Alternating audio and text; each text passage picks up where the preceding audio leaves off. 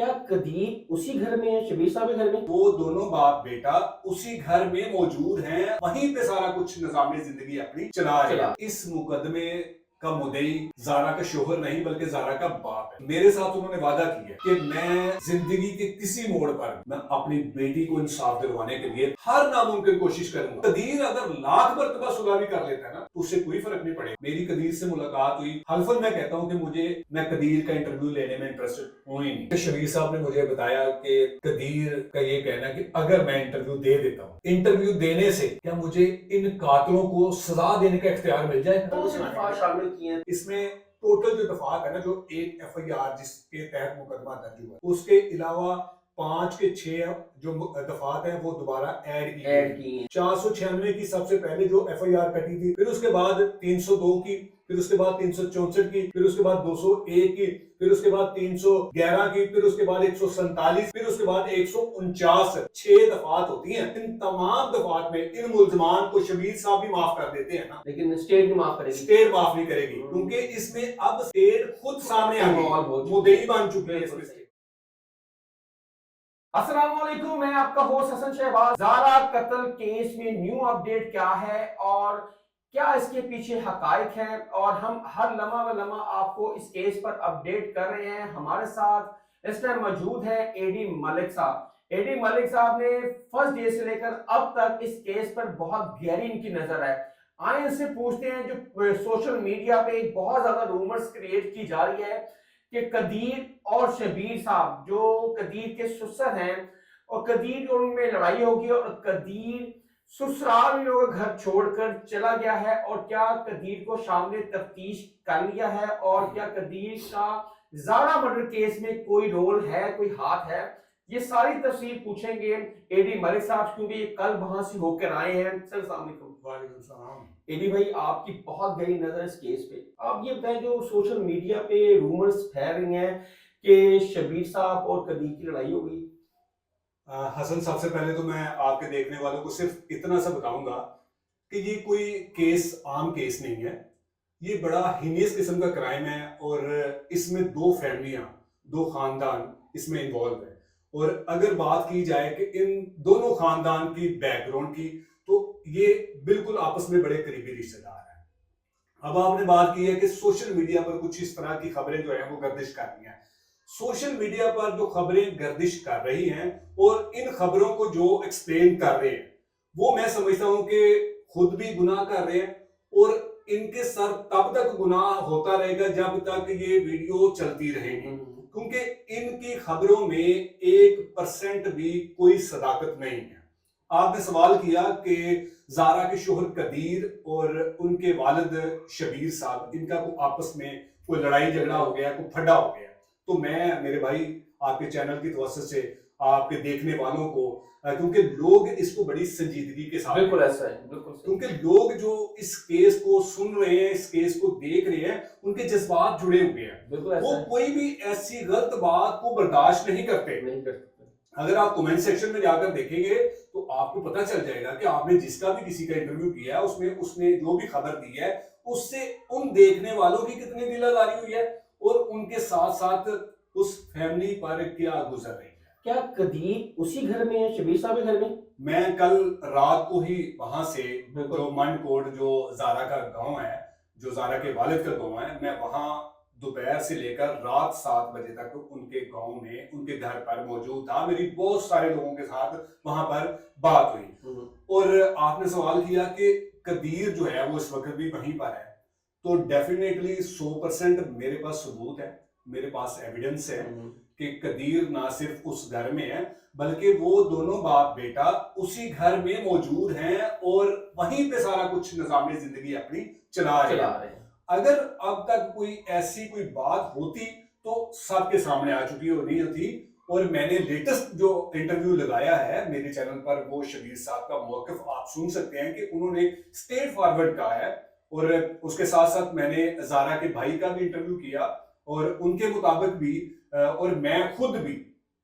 یعنی شاید نہیں ہوں، میں گواہ ہوں، میری ملاقات ہوئی ہے قدیر سے، میری ملاقات ہوئی ہے قدیر کے بیٹے سے، اور میرے میں ہمت ہی نہیں تھی،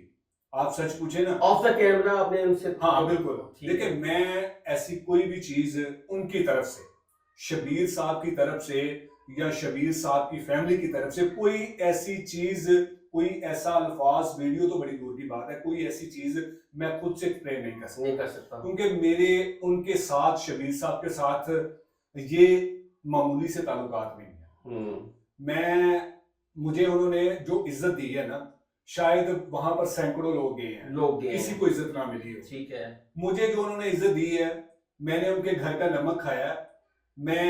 اس نمک کے ساتھ نمک حرامی نہیں کروں گا بالکل صحیح میں نے جو کچھ بھی آج تک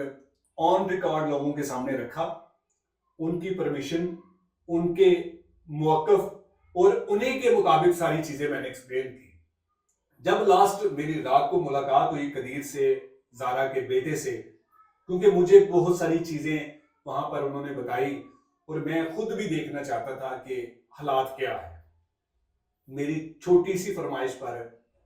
قدیر صاحب سے میری ملاقات ہو گئی دونوں باپ بیٹا کیونکہ بیٹا جو ہے وہ پہلے سے زیادہ کمزور ہو چکا ہے کیونکہ اتنے چھوٹے بیٹے کی ماں جب نظر نہ آئے گی ایک لمحہ ماں یا بچہ اپنی ماں سے الگ ہو جائے نا بالکل صحیح تو وہ رو رو کر سر آسمان سر پر اٹھا لیتا ہے 2-2.5 سال کا 2-2.5 سال کا ہو یا 8-10 سال کا ہو ماں اور بچے کی جو محبت ہوتی ہے نا وہ کوئی اور پیدا کر ہی نہیں سکتا وہ ان کیس کے باپ نہیں کر سکتا نہیں ہو سکتی نا جو ماں کے ساتھ اٹیچ ہوتی ہے نا جو اٹیچمنٹ اس بچے کی ماں کے ساتھ ہی زیادہ ٹائم اس نے اپنی ماں کے ساتھ گزارا ہے اور وہ بچہ ابھی بھی سوائے 3 مردوں کے علاوہ وہ کسی کے پاس نہیں جاتا ٹھیک ہے زارا کے بھائی اپنے والد اور زارا کے والد اپنے نانا کے پاس ان مردوں کے علاوہ وہ بچہ کسی کے پاس نہیں جاتا ایوری ٹائم وہ بچہ اپنے باپ کے ساتھ چپٹا رہتا ہے اور وہ اس قدر خوف میں مبتلا ہے جو اس نے جرم دیکھ لیا ہے وہ جب بڑا ہوگا نا تو وہ ایک سوال ضرور کرے گا ہمارے جو بہت سارے لوگوں نے انٹرویوز بھی کیے ہیں ہم اپنی مرضی سے ہم ویوز لینے کے لیے انٹرویو کر دیتے ہیں ہم نہیں دیکھتے کہ کسی پر کیا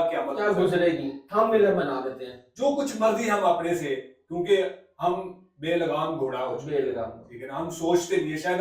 ہمیں ہمارے اندر وہ ضمیر مردہ ہو چکے ہیں کہ ہم کسی کی تکلیف کا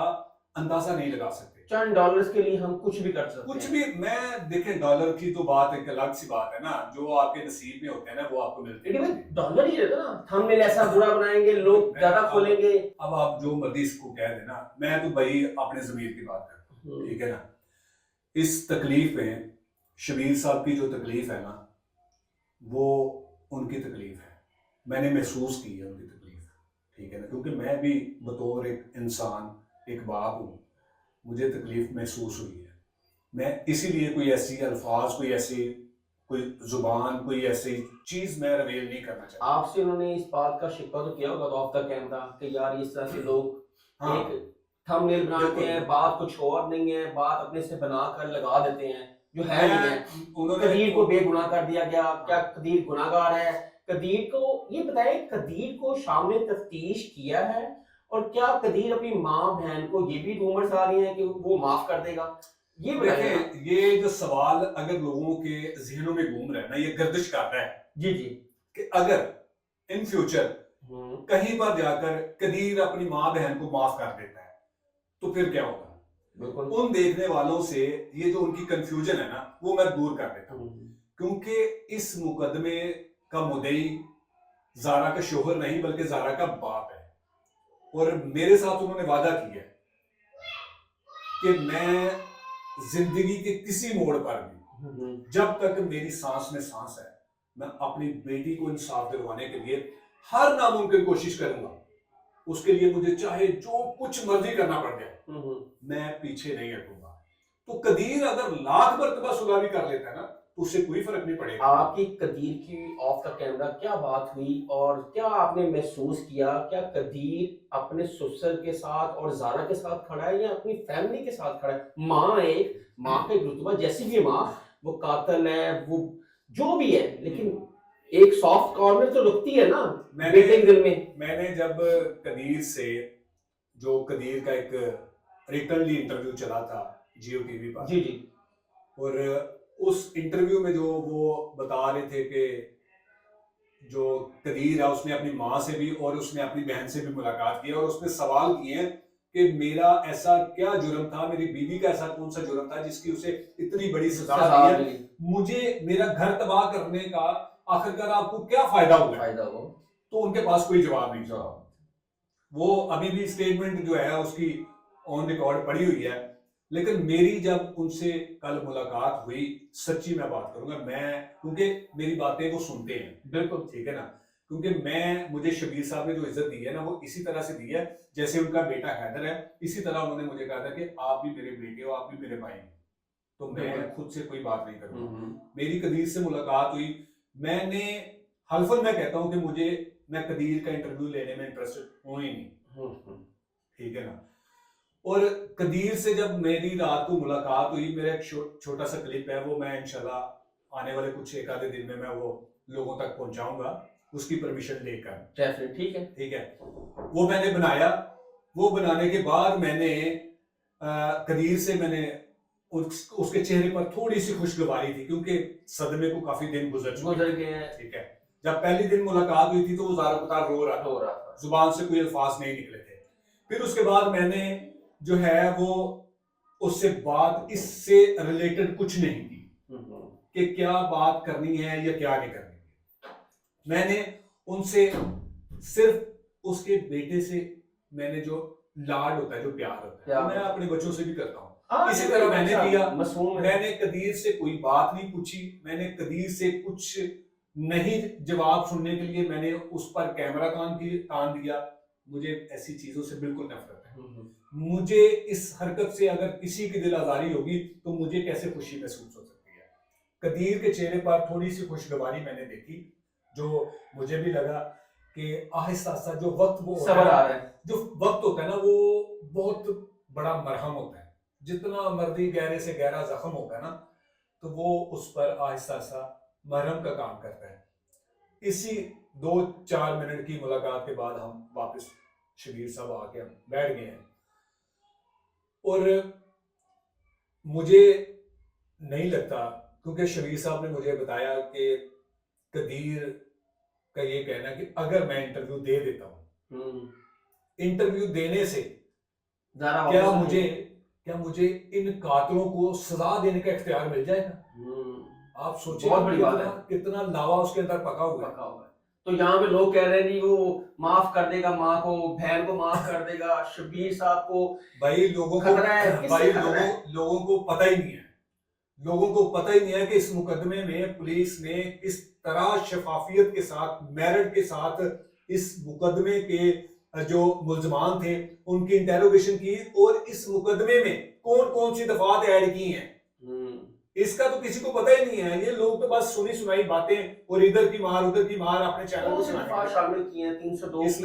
इसमें टोटल जो दफात है ना, जो एक एफआईआर जिसके तहत मुकदमा दर्ज हुआ था, उसके अलावा 5 के 6 जो दफात है वो दोबारा ऐड की हैं। वो मैं आपके चैनल और आपके देखने वालों को जरूर बताऊंगा। 496 की सबसे पहले जो एफआईआर कटी थी, जो सबके पास गई थी, हाँ, जो एफआईआर रजिस्टर्ड हुई थी, फिर उसके बाद 302 की, फिर उसके बाद 364 की, फिर उसके बाद 201 की, फिर उसके बाद 311 की, फिर उसके बाद 147, फिर उसके बाद 149। ये तकरीबन 6 दफात होती हैं, और इसमें अगर इन तमाम दफात में इन मुल्जमान को शबीर साहब भी माफ कर देते हैं ना, लेकिन स्टेट भी माफ करेगी, स्टेट माफ नहीं करेगी, क्योंकि इसमें अब स्टेट खुद सामने आ गई, मुद्दई बन चुकी है इसमें स्टेट। और मैं समझता हूं कि इन मुल्जमान को, वहां तमाम गांव के रहने वालों का एक ही मुतालबा है, शबीर साहब का एक ही मुतालबा है। शबीर साहब के गिले शिकवे भी बहुत ज्यादा हैं, जो कि अभी तक पुलिस उन गिले शिकवों को दूर करने में कामयाब नहीं हो सकी। वो गिले शिकवे क्या हैं वो हम जरूर आपको भी बताएंगे, आपके देखने वालों को भी बताएंगे, लेकिन उसमें थोड़ा सा भी टाइम है, क्योंकि हम चाहते हैं कि कोई ऐसी खबर आपको दे, आपने देखने वालों को दे, जिनको खबर सुनकर ना दिल को थोड़ा सा सुकून मिले कि बिल आखिर कहीं ना कहीं जाकर ये इंसाफ होता हुआ नजर जरूर आए। नाज़रीन, ये थे हमारे साथ एडी मलिक। आपने उनकी बातें सुनी اور یہ جو نام نہاد یوٹیوبرز ہیں جو کہ صرف اپنا منظر بیچنے کے لیے ایسا کام کریں، ان سے گزارش ہے آپ رپورٹ کریں، بالکل کریں، اتھینٹک رپورٹ کریں، ٹھیک رپورٹ کریں. چند ویوز کے لیے آپ اپنے تھم نیل کو اس طرح مت بنائیں کہ جن کے پر یہ قیامت صغریٰ گزر رہی ہے وہ اور اس قرب میں گزرے اور ان کو دکھ ہو. نہ میری ان سے گزارش ہے ان بھائیوں سے کہ آپ مثبت رپورٹ کریں، اچھی رپورٹ کریں، آپ کو ویوز تب بھی ملیں گے. حسن شہباز کو اجازت دیں. اللہ حافظ.